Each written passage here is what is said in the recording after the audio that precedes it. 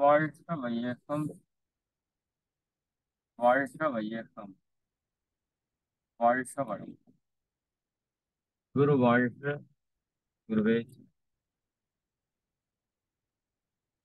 எல்லாம் வல்ல அருட்பேராற்றலையும் அதன் அனைத்து தன்மாற்ற நிலைகளையும் ஒரு சேர நினைந்து நன்றியுணர்வோடு வணங்கிக் கொள்வோம். வாழ்க வளமுடன் என வாழ்த்தி மகிழ்வோம்.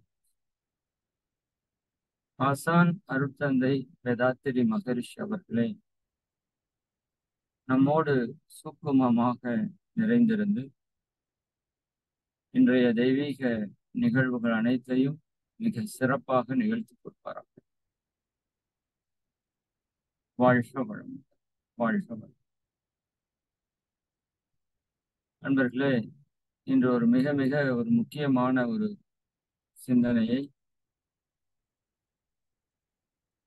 உங்களோடு பகிர்ந்து கொள்ள இருக்கின்றோம். அதாவது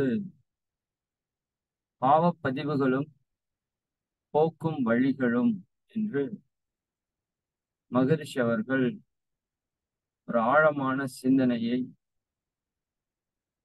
நமக்கு கொடுத்திருக்கின்றார்கள். அதாவது இந்த பிறவியினுடைய நோக்கமே அந்த பாவப்பதிவை கழிப்பதுதான். அப்ப அதை போக்குவதற்கான முறைகளை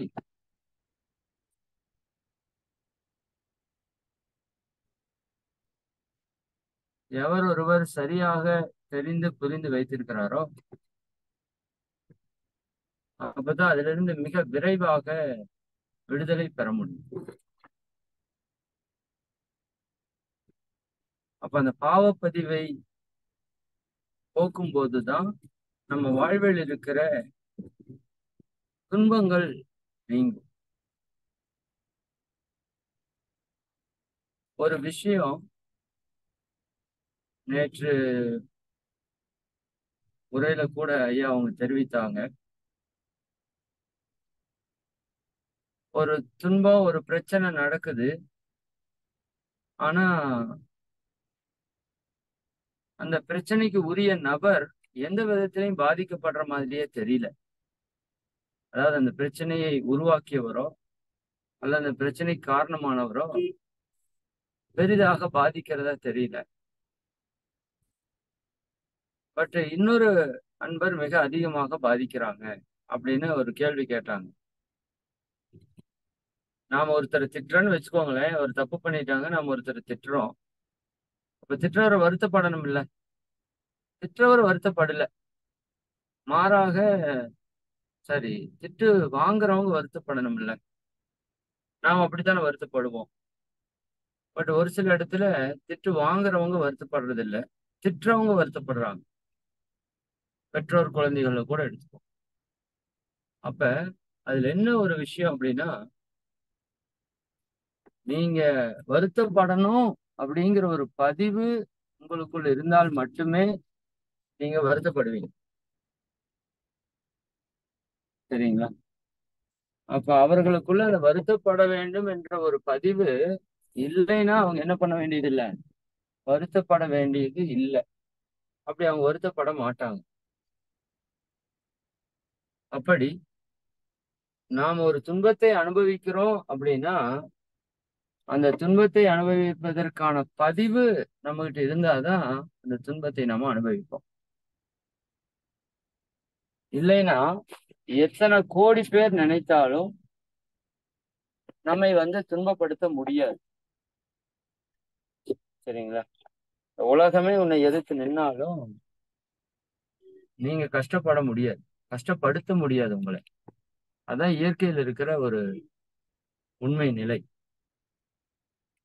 அப்ப மகரிஷி அவர்கள் இப்படி நம்மிடம் தெரிந்தோ தெரியாமலோ நிறைந்து கிடைக்கின்ற அந்த பாவ பதிவுகளை நம்மிடமிருந்து விடுவிப்பதற்கு பல நுட்பங்களை நமக்கு கற்றுக் கொடுத்திருக்கிறார்கள். அதுல உடற்பயிற்சி, காயகல்பம், தியானம், தத்துவங்கள் இது எல்லாமே கருமைய தூய்மை எல்லாமே இருந்தாலும் ஒரு 3 விஷயத்தை இந்த சிந்தனையில நமக்கு ஆழமாக புரிய வைக்கிறார். முதலாவதாக பாவப்பதிவை போக்கக்கூடிய வழியில முதல் வழி என்பது பிராயச்சித்தம். அதாவது பரிகாரம் என்று சொல்வாங்க. எல்லாத்துக்கும் பரிகாரம் பண்ணிடலாம் அப்படின்னு நீங்க கேள்விப்பட்டிருக்கீங்களா? நாம அப்படித்தான் பண்றோம் இல்லையா? அப்போ பரிகாரம் பண்ணா சரியாயிருமா அப்படின்னா, சில விஷயங்கள் பரிகாரம் செய்தால் சரியாகும். முதல்ல பரிகாரம் அப்படின்னா என்ன அப்படிங்கிறத நாம தெளிவாக தெரிந்து கொள்ள வேண்டும். அதாவது நாம தெரிந்தோ தெரியாமலோ ஒருத்தருக்கு ஒரு துன்பத்தை கொடுத்துட்டோம். கொடுக்கப்பட்ட துன்பம்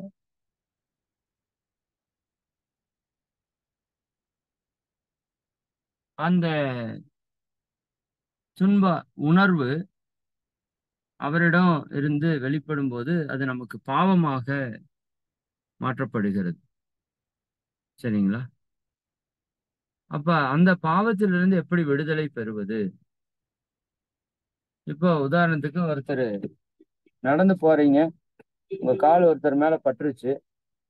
பட்டு அவருக்கு ஒரு நல்ல வலி வந்துருச்சுன்னு வச்சுக்கோங்க. வலி நல்லா பெயின் ஆயிடுச்சு.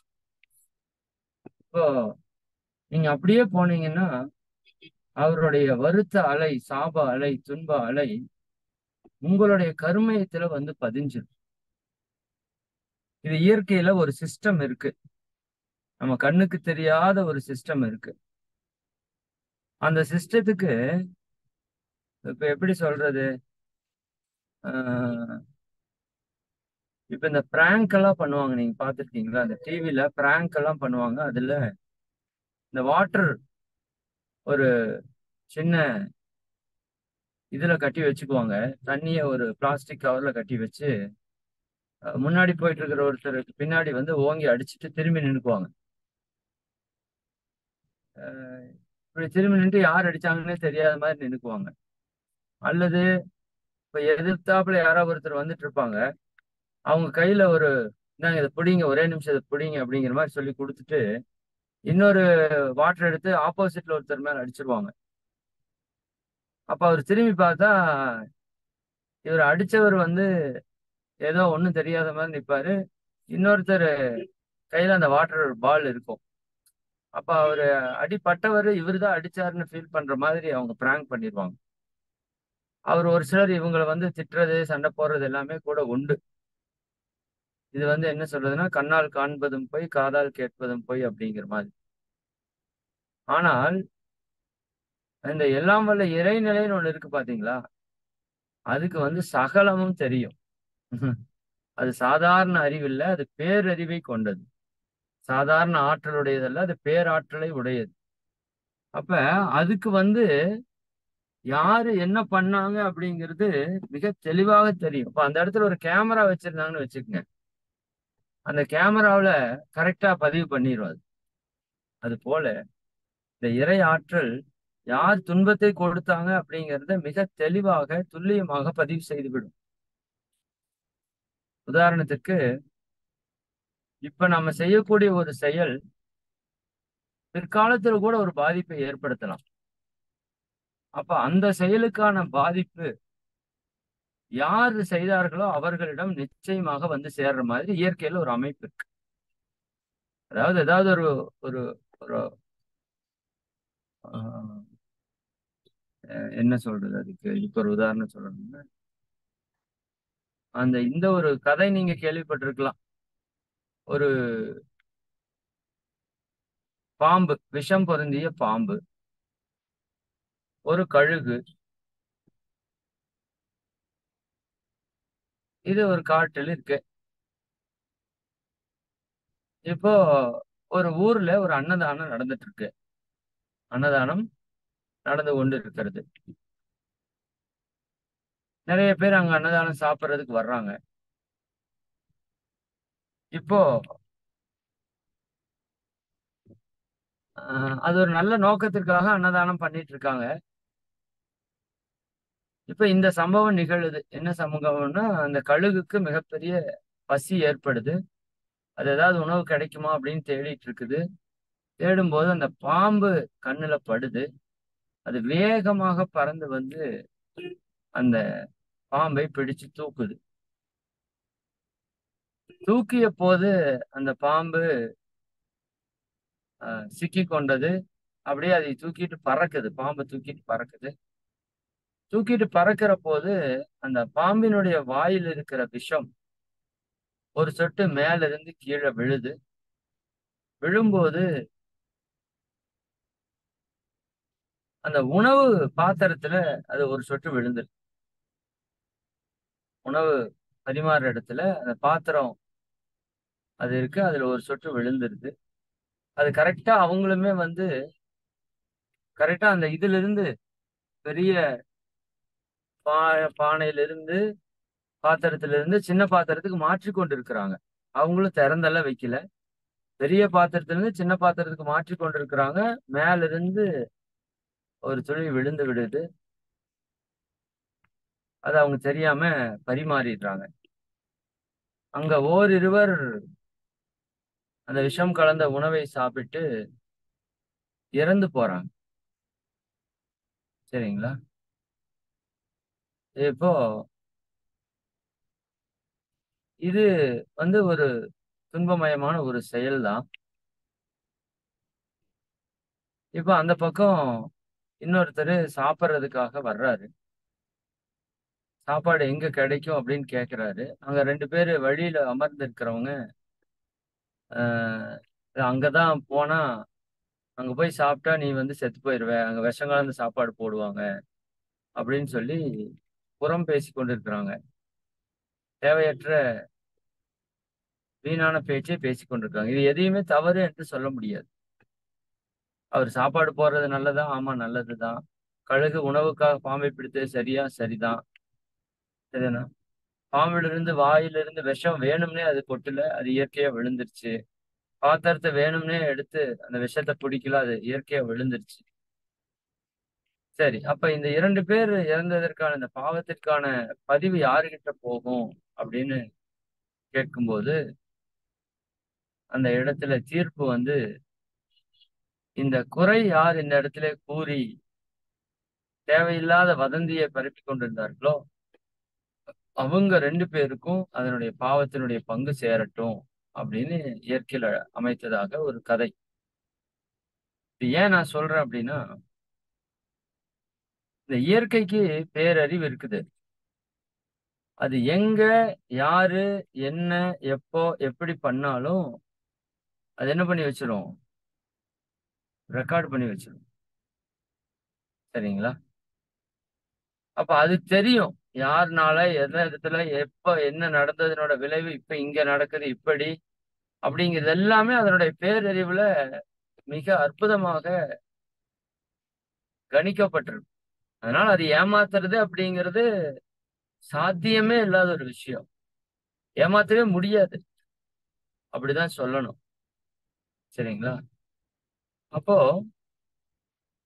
நாம யாருடைய உடலுக்கோ, மனதிற்கோ துன்பத்தையும் கொடுக்கும்போது, அது இம்மீடியட்டா அந்த பாவப்பதிவு நம்மளுடைய கருமையத்துல வந்து சேர்ந்துரும். அது நீங்க தெரிந்து கொடுத்தாலும் சரி, தெரியாம குடுத்துட்டாலும் சரி, சரிங்களா? எப்படி உடலுக்கும், மனதிற்கும் உங்களுக்கு குடுத்தாலும் சரி, அடுத்தவங்களுக்கு குடுத்தாலும் சரி, அது நிச்சயமாக துன்பமாக வந்து மாறி நம்ம கண்ணு முன்னாடியே வந்து நிக்கும். அப்ப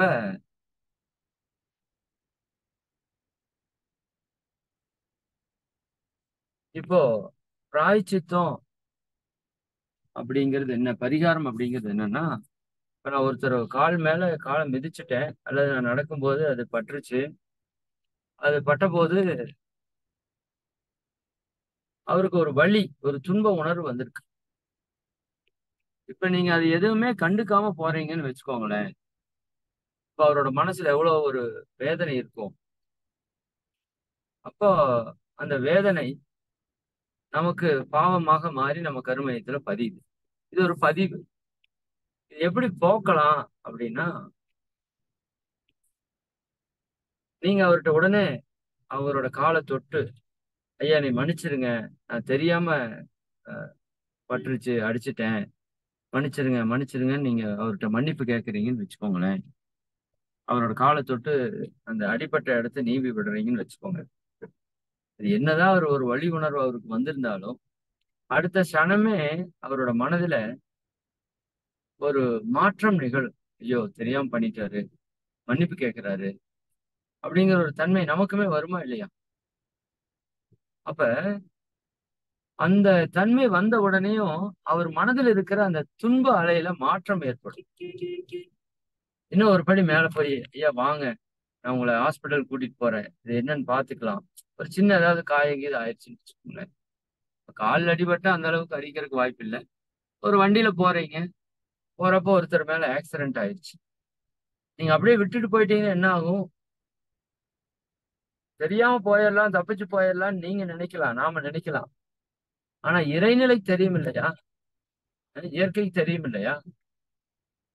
அது ஏதோ ஒரு இடத்துல நம்மை வச்சு செய்யும் அப்புறம். அப்ப இல்ல நீங்க என்ன பண்றீங்க? அடிபட்டுருச்சு. அவருக்கு அடிபட்டுருச்சு அல்லது அவரோட வண்டிக்கு அடிபட்டுருச்சு. சரி இம்மீடியட்டா இறங்கி போய், ஐயா மன்னிச்சிடுங்க. தெரியாம பண்ணிட்டேன். சரிங்களா? வாங்க உங்களுக்கு என்ன செலவாகுதோ அத நான் பார்த்துக்கிறேன். உங்க வண்டிக்கு என்ன செலவாகுதோ அத நான் பார்த்துக்கிறேன். இப்படி நீங்க சொல்லும்போது, அந்த இடத்துல அவருடைய மனதிலே ஒரு மாற்றம் வந்துவிடும். சரி எனக்கு அடிபட்டுருச்சு, இல்ல என்னோட காருக்கு அடிபட்டுருச்சு. ஆனா அதை அவர் சரி பண்ணி குடுத்துட்டாரு. அப்படிங்கிறப்போ, நமக்கு அந்த துன்ப உணர்வு பெருசா வராது. அதை நாம பரிகாரம் என்றும், பிராயச்சித்தம் என்றும் எடுத்துக்கொள்ளலாம். அதாவது மன்னிப்பு கேட்பது அல்லது அவர்களுக்கு நாம் செய்த துன்பத்தால் ஏற்பட்ட இழப்புகளை சமன் செய்து கொடுப்பது. சரிங்களா? அப்ப இது ரொம்ப ரொம்ப இம்பார்ட்டன்ட். இது பாவப்பதிய போக்குறதுல மிக மிக முக்கியமானது. அப்போ நம்மளுடைய செயல்பாடுகளால ஏற்படுற துன்ப உணர்வுகளுக்கு நாம உடனடியாக செய்யக்கூடியதை மாற்று செயலை செய்யும்போது அதை பரிகாரம் என்று நாம சொல்கிறோம். பிராயச்சித்தம் என்று சொல்கிறோம். இது மிக முக்கியமான ஒரு செயல். அப்ப யாருக்கு நம்ம தெரிந்தோ தெரியாமலோ துன்பம் குடுத்துருவோம். இன்க்ளூடிங் குடும்பத்துல இருக்கிறவங்க எல்லாத்துக்குமே கூட நிறைய துன்ப உணர்வு நாம குடுக்குறோம். ஆஹ் அப்போ அதிலிருந்து விடுபடுறதுக்கு நமக்கு ஒரு மிக அருமையான செயல் மகிழ்ச்சி கொடுத்திருக்காங்க. மன்னிப்பு கேட்டல். சரி. அடுத்ததாக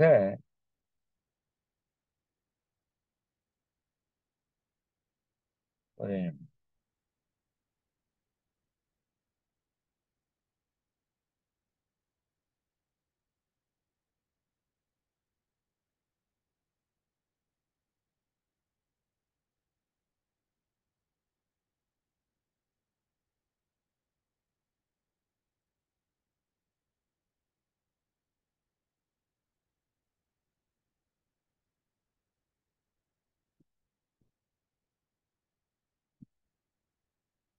சரி.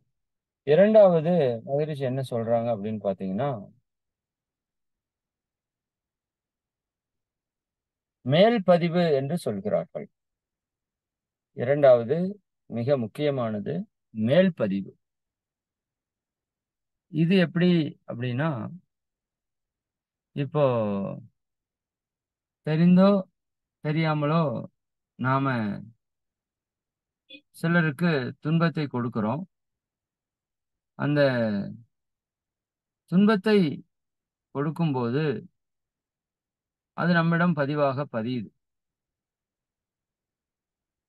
இப்போ நம்மகிட்ட அந்த பதிவுக்கு மேல ஒரு பதிவை ஏற்படுத்தக்கூடிய வலிமையை இயற்கை நமக்கு கொடுத்திருக்கு. எப்படி ஒரு டேப் ரெக்கார்டர்ல நீங்க ரெக்கார்ட் பண்ணிட்டு அதற்கப்புறம் அதைய போட்டு கேட்கிறப்போ அந்த பாடல் வந்து பாடப்படுது. இதே அதற்கு மேல நீங்க வேறொரு விஷயத்த ரெக்கார்ட் பண்ணிட்டீங்கன்னு வச்சுக்கோங்க. வேறொரு விஷயத்த ரெக்கார்ட் பண்ணிட்டீங்க அப்படின்னா, அப்ப என்ன ஆகும்? நீங்க உள்ள வைத்த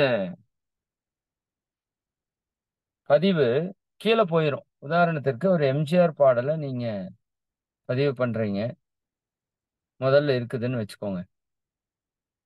அதற்கு மேல நீங்க ஒரு சிவாஜி பாடலையோ, வேற ஏதாவது ஒரு ரஜினி பாடலையோ நீங்க பதிவு பண்றீங்க அப்படின்னா, இந்த ரெக்கார்டிங் சிடி இதெல்லாம் நீங்க கேள்விப்பட்டிருக்கலாம். ஒன்றின் மேல இன்னொரு பதிவை ஏற்படுத்த முடியும். அப்ப பதிவை ஏற்படுத்தும்போது, உங்களுடைய பழைய பதிவு செயலுக்கு வராமல், புதிய பதிவு அங்க செயல்பாட்டுக்கு வரும். இதைத்தான் மேல் பதிவு என்று சொல்கிறோம். அப்ப அந்த மேல் பதிவு நாம செய்யும்போது, நாம எந்த ஒரு விஷயத்தை பாவப்பதிவாக பெற்றிருக்கிறோமோ, அதை என்ன பண்ண முடியும்? மாற்றி அமைத்துக் கொள்ள முடியும். மேல் பதிவின் மூலமாக. இதைத்தான் சங்கல்பம் என்று நாம சொல்கிறோம். நாம செய்த தவறு நம்மகிட்ட பதிவாக மாற்றம் பெற்றிருக்கிறது. அப்போ அந்த பதிவிற்கு மேலாக நாம நல்ல பதிவுகளை செய்யும்போது, அந்த தீய பதிவுகளினுடைய எழுச்சியின்றி, புதிதாக பெறப்பட்ட நல்ல பதிவுகள் எழுச்சி பெற்று செயலுக்கு வரும். இது மேல் பதிவு என்ற தத்துவத்திலே நாம புரிந்து கொள்ளலாம். அப்ப நல்ல விஷயங்களை நாம் எண்ணும்போது, நல்ல விஷயங்களை நாம் சங்கல்பமாக எடுக்கும்போது, நல்ல விஷயங்களிலே நம்முடைய சொற்களையும், செயல்களையும் அமைத்துக் கொள்ளும்போது, இந்த பதிவு தானாகவே நிகழும். ஆ அப்போ அத மேல நீங்க கொடுத்த அந்த பதிவு செயலுக்கு வரும். உள்ள இருக்கிற அந்த பாவப்பதிவு செயல்படாமல் இருக்கும். இதை மேல் பதிவு என்ற தத்துவத்தில மகிழ்ச்சி சொல்றாங்க. 3வது அடியோடு அழித்தல் என்ற ஒரு விஷயத்த மகிழ்ச்சி சொல்றாங்க. இந்த அடியோடு அழித்தல் மிக மிக முக்கியமானது. பிராயச்சித்தம், மேல் பதிவு, அடியோடு அழித்தல் அப்படிங்கிறதுல நாம தியானத்துல என்ன செய்யறோம் அப்படின்னா, குறிப்பாக துரியாதீத தியானத்துல நம்முடைய 3 கர்ம வினைகளையும் அடியோடு அழிப்பதற்கான செயலை நாம செய்து கொண்டிருக்கிறோம். குறிப்பாக துரியாதீத நிலையிலே சிவக்களத்தோடு நம்ம தியானத்தில் ஈடுபடும்போது, நம்ம இறைவனோடு ஒன்றி கலந்து கரைந்து நிற்கிறோம். அப்ப நம்ம எதை நினைக்கிறோமோ அதுவாக மாறுகிறோம். அப்ப தூய அந்த தெய்வீக தன்மையோடு நாம ஒன்றி கலந்து நிற்கும்போது, நம்மிடம் இருக்கிற அந்த பாவ பதிவுகள் எல்லாமே முழுமையாக கரைந்து அந்த இறைத்தன்மையோடு நம்ம ஒன்றி விடுகிறோம். அப்ப நம்முடைய ஆகாமிய சஞ்சித பிராரப்த கர்ம வினைகள் அனைத்தையும் அடியோடு அழிப்பதற்கான ஒரு செயலாகத்தான் மகரிஷி அவங்க இந்த தியானத்தை நமக்கு வடிவமைத்து கொடுக்குறாங்க.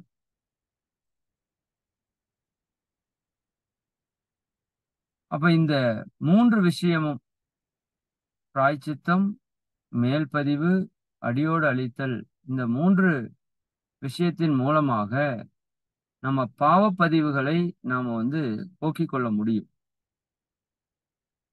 சரி, இந்த பாவப்பதிவு ஏன் உருவாகுது அப்படின்றப்ப அதுக்கு நிறைய காரணங்கள் இருக்கு. அது 4 விதமான குற்றங்கள் விலங்கினத்திலிருந்து வந்ததுன்னு மகரிஷி பதிவு பண்றாங்க. பிற உயிரை வதைத்தல், கொலை செய்தல், அதனுடைய வாழ்க்கை சுதந்திரத்தை பறித்தல், திருடித் தின்னுதல். இந்த 4 விதமான குற்றங்கள் விலங்கினத்திலிருந்து வந்த பதிவு. பிற உயிரை துன்புறுத்துதல். சரிங்களா? அதான் வதைத்தல் என்று சொல்கிறோம். மான், புலி இந்த 2ஐ எடுத்துக்கொள்ளுங்க. இந்த 4 குற்றங்கள் எப்படி நிகழுதுன்னு உங்களுக்கு தெரிஞ்சுக்கலாம். அப்ப புலி மானை வதைக்கிறது, துன்புறுத்துகிறது. அதுக்கப்புறம் அது கொலை செய்கிறது இல்லையா? அப்போ மூன்றாவதாக அதனுடைய வாழ்க்கை சுதந்திரத்தை அது பறிக்கிறது. அது வாழ்றதுக்கு அதுக்கு சுதந்திரம் இருக்கு, அந்த வாழ்க்கை சுதந்திரத்தை பறிக்கிறது. 4வது அதனுடைய உடலை அது எந்த விதமான உழைப்பும் இன்றி திருடி சாப்பிடுகிறது. இது விலங்கினத்தினுடைய பண்பு. அப்ப நாமளும் விலங்கினத்திலிருந்து வந்த காரணத்தினாலே இந்த பதிவுகள் நம்ம கிட்டையும் வந்துருச்சு. மற்ற உயிர்கள் ஒரு உயிரை வதைக்குது, கொலை செய்து அப்படின்னா அவைகளுக்கு அறிவு 5 தான். உணவை உற்பத்தி செய்யக்கூடிய திறன் அதுக்கு கிடையாது.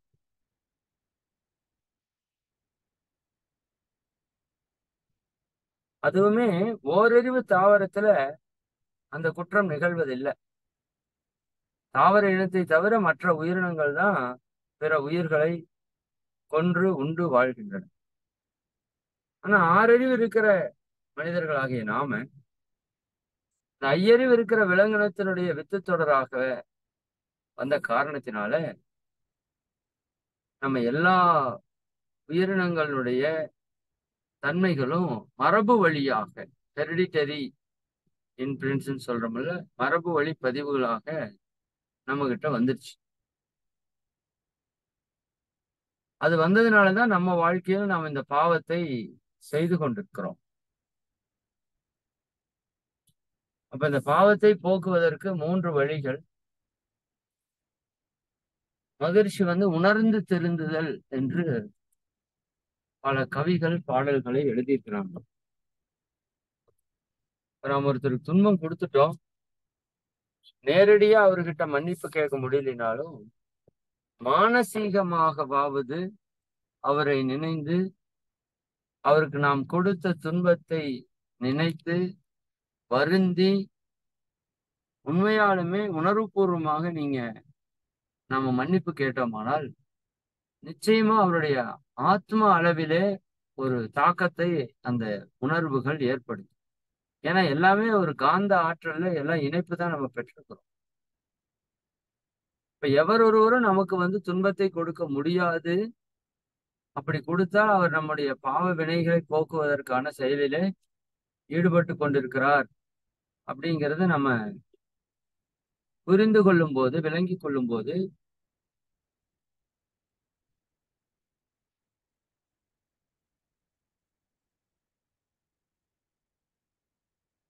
நாம அவங்க கிட்ட, நமக்கு துன்பம் கொடுத்தவங்க கிட்ட நாம நன்றியுணர்வோடு இருக்கக்கூடிய ஒரு தன்மை நமக்கு வந்துடும். அது வந்துருச்சுனாலே இது பெரிய மாற்றம் தான் பாவப்பதிவை போக்குவதில். 2வது, நாம துன்பம் கொடுத்திருக்கிறோம் இல்லையா? நாம துன்பம் கொடுத்தவங்க கிட்ட நேரடியாகவோ அல்லது மறைமுகமாகவோ நாம் அந்த மன்னிப்பு என்ற தன்மையை உணர்ந்து செய்யும் போது அவருடைய ஆத்ம நிலையில ஒரு மாற்றத்தை ஏற்படுத்தும். இந்த ஹோபோனோபோனோ டெக்னிக் கூட இதனுடைய அடிப்படையில தான் அமைஞ்சிருக்கு. சரிங்களா? நம்ம எதெல்லாம் நமக்கு துன்பத்தை கொடுக்குதோ அதெல்லாம் நம்முடைய கர்மவினை போக்குறதுக்கு ஹெல்ப் பண்ணுது. அது பொருளா இருந்தாலும் சரி, நபரா இருந்தாலும் சரி, பிரச்சனைகளா இருந்தாலும் சரி, நம்முடைய கர்ம வினைகளை போக்குவதற்கு அது முயற்சி எடுக்கிறது. அப்ப அவற்றை நினைத்து I am sorry, please forgive me, இந்த 2 வார்த்தை ரொம்ப ரொம்ப முக்கியமான வார்த்தைகள். நான் உங்களிடம் மனதார மன்னிப்பு கேட்கின்றேன், என்னை தயவு செய்து மன்னித்து விடுங்கள் அப்படிங்கிறது மிக மிக ஒரு ஆழமான ஒரு வார்த்தைகள். உணர்வுபூர்வமா நீங்க கேட்டீங்கன்னா உங்களுக்குள்ள ஒரு உருக்கமே நிகழும். உருக்கமே நிகழும். பல வருஷமா பேசாம இருக்கிறவங்க, சண்டை போட்டு இருக்கிறவங்க என்னை மன்னிச்சிருன்னு ஒரு வார்த்தை சொல்லும்போது அங்க ஒரு மிகப்பெரிய ஒரு ஆன்ம அளவிலே ஒரு உணர்விலே ஒரு தாக்கம் ஏற்படுறது நீங்க பார்க்கலாம். சரி. அப்போ இந்த விஷயங்களை நாம செயல்படுத்தும் போது நீங்க ஒண்ணா நேரடியாக யாருக்கு துன்பம் கொடுக்கிறோம், இதெல்லாம் அவேர்னஸ்ல தான் கண்டுபிடிக்க முடியும். அவேர்னஸ் இல்லை அப்படின்னா நாம வாட்டு துன்பத்தை கொடுத்துட்டு போயிட்டே இருப்போம். இப்போ பிராயச்சித்தத்துல நமக்கு நாமே சில துன்பங்களும் கொடுப்போம் இல்லையா? இப்போ சாப்பாடு நல்லா இருக்குதுன்னு சொல்லி 4 இட்லிக்கு 7 இட்லி சாப்பிட்ற ஆளு நம்ம இல்லையா? சட்னி சாம்பார் நல்லா இருந்துச்சுன்னு சொல்லி 4க்கு 7ஆ சாப்பிட்றீங்க. சாப்பிட்ட உடனேயும் செய்த பாவம். பாவம் என்ன? 7 இட்லி சாப்பிட்டதே பாவம் தான் இல்லையா? அந்த வயிற்று உறுப்பை நீங்க துன்புறுத்துறீங்க. அப்ப அந்த பாவத்தினுடைய வெளிப்பாடு துன்பம். நீங்க அனுபவிக்கணும். அப்ப அதுக்கு பிராயச்சித்தம் என்ன? நைட்டு ஒரு வேளை இல்ல அடுத்த வேளை சாப்பிடாம விட்டுட்டீங்க அப்படின்னா அதுவே கொஞ்ச நேரத்துல ஜீரணமாயி இந்த வயிறு ஒரு இயல்பான நிலைக்கு வந்துடும். இதுதான் பிராயச்சித்தம். அப்ப ஒரு செயலை செய்தோம், அதற்கு பிராயச்சித்தமாக மறு செயலை நம்ம செய்து அதை சமன் செய்து கொள்ளணும். அதே போல மேல்பதிவு, நல்ல விஷயங்களை நம்ம வாழ்க்கையில கடைபிடிக்கணும். அதைத்தான் மகரிஷி அவங்க சங்கல்பம், தற்சோதனை பயிற்சி முழுக்க மேல்பதிவுகளுக்குள்ள வரக்கூடிய ஒரு விஷயம் தான். ஒரு ஆசை இருக்கிறது, இந்த ஆசையால் எனக்கோ பிறருக்கோ துன்பம் வருகிறது, எனவே இந்த ஆசையை நான் செயல்படுத்த மாட்டேன், இந்த தீய எண்ணம் என்னிடம் எழாமல் காப்பேன், இது போன்ற நல்ல விஷயத்தை நான் எண்ணுவேன். சரிங்களா? அப்ப நல்ல விஷயங்களுக்கான செயல்பாடுகளிலே நான் ஈடுபடுவேன். இவர் மேல் எனக்கு கோபம் வருகிறது, அப்ப இந்த காரணத்தினால் எனக்கு கோபம் வருகிறது, இனிமேல் அந்த நேரத்திலே நான் பொறுமையாக இருப்பேன். இப்படி எல்லாம் நம்ம போடுற சங்கல்பங்கள் எல்லாமே மேல்பதிவை சார்ந்தவை. அப்ப மேல்பதிவுல ஒன்று நிகழும் போது அதற்கு அழுத்தம் அதிகரிக்க அதிகரிக்க அந்த மேல்பதிவில் இருக்கிற விஷயங்கள் செயல்பாட்டுக்கு வர்றதுக்கு ஆரம்பிச்சு. தியானத்துல நம்ம ஆழ்ந்து ஈடுபட ஈடுபட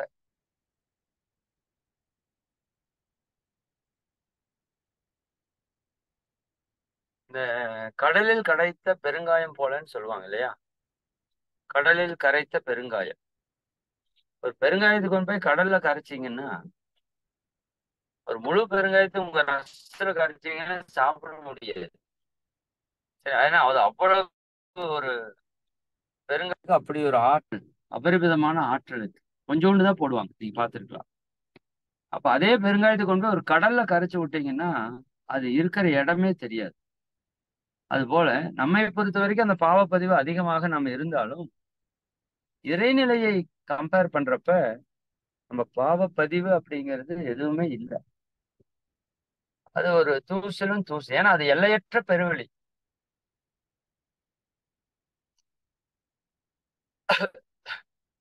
தூய சக்தி.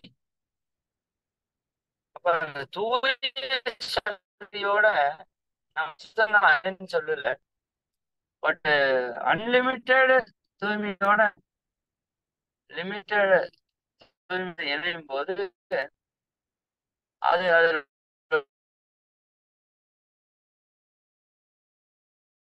அசுத்தத்தை தூய்மையாக்கக்கூடிய சக்தி இருக்கு இல்லையா? இப்போ நீங்க மண்ணுல கொண்டு போய் ஒரு பொருளை போட்டீங்கன்னா இந்த மண் என்ன பண்ணும் தெரியுங்களா? நீங்க கெட்டுப்போன காய்கறி, கீரைகள், பழங்கள் எல்லாத்தையுமே போட்டீங்கன்னாலும் அது மக்கி நல்ல உயிரணுக்களாக, உயிரினங்களாக, நல்ல மண்ணாக, உரமாக மாற்றிவிடும். இது மண்ணுக்கு இருக்கிற ஒரு சிறப்பு. அதுபோல இறைநிலை தூய்மையற்ற ஆன்மாவாக இருக்கிற நாம் அந்த இறைநிலையோடு ஒன்றி கலந்து தவம் செய்ய செய்ய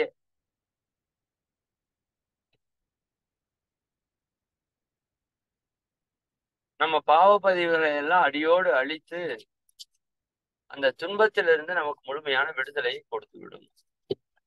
அப்ப இந்த 3 விஷயங்களும் மிக மிக முக்கியமான விஷயங்கள். இது நம்ம மனதில் வைத்துக்கொண்டு எங்கெல்லாம் நாம் இதுவரைக்கும் துன்பம் கொடுத்ததை நினைத்து பாருங்க. மனமுருகி வருந்தி அந்த உணர்வுக்கு மன்னிப்பு கேளுங்க.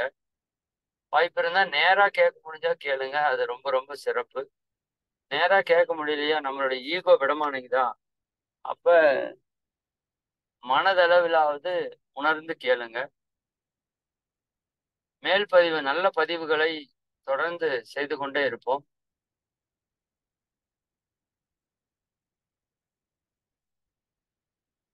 தொடர்ந்து தியானம், குறிப்பாக துரியாதீத தியானத்தை நீங்க ஆழமாக செய்யும்போது அது நம்மகிட்ட இருக்கிற அந்த பாவ பதிவுகளில் இருந்தெல்லாம் முற்றிலுமாக அழிக்கக்கூடிய தன்மை கொண்டதாக மாறும் என்ற அளவிலே நாம் பெற்ற பாவ பதிவுகளை போக்குவதற்கான வழிகளை மகரிஷி அவர்கள் மிக தெளிவாக நமக்கு கொடுத்திருக்கிறார்கள். குறிப்பாக தியானத்தை நீங்க தொடர்ந்து நாள் தவறாமல் ஒரு நாளைக்கு 2 வேளை அப்படின்னா அந்த 2 வேளைகள்லையும் நல்ல ஆழமான ஒரு தியானத்தை செய்து பழக வேண்டும். ஆரம்ப காலத்துல கொஞ்சம் அது உங்களுக்கு சிரமமா இருந்தாலும் நாள்பட அது மிக அதிகப்படியான நன்மையை பலனை கொடுக்கறதுக்கு ஆரம்பிச்சு. அதனால சொன்ன விஷயங்களை நண்பர்கள் சிந்தனைக்கு எடுத்துக்கொண்டு நாமும் இந்த பாவப்பதிவிலிருந்து விடுபட்டு பிறரையும் அதிலிருந்து விடுபடுவதற்கான ஒரு வாய்ப்பை சூழலை உருவாக்கி கொடுப்போம் என்று கூறி இந்த தெய்வீகமான தினத்திலே ஒரு தெய்வீகமான சிந்தனையில கலந்து கொண்டுள்ள நீங்களும் உங்கள் அன்பு குடும்ப உறுப்பினர்கள் அனைவரும் எல்லாம் வல்ல அருட்பேராற்றலுடைய கருணையினால் உடல் நலம், நீலாயுள், நிறை செல்வம், உயர் புகழ், மெஞ்ஞானம் ஓங்கி இறை உணர்வு, அறநெறி, கல்வி, தனம், தானியம், இளமை, வலிவு, துணிவு, நன்மக்கட்பேறு, அறிவு உயர்ந்தோர் நட்பு, அன்புடைமை, அகத்தவம், அழகு, புகழ், மனித மதிப்புணர்ந்து ஒழுகும் பண்பு, பொறையுடைமை எனும் பேறு 16 பெற்று பெருவாழ்வு வாழ்க. வாழ்க வளமுடன், வாழ்க வளமுடன், வாழ்க வளமுடன். அம்மா நிறைவு பண்ணிக்கலாம்.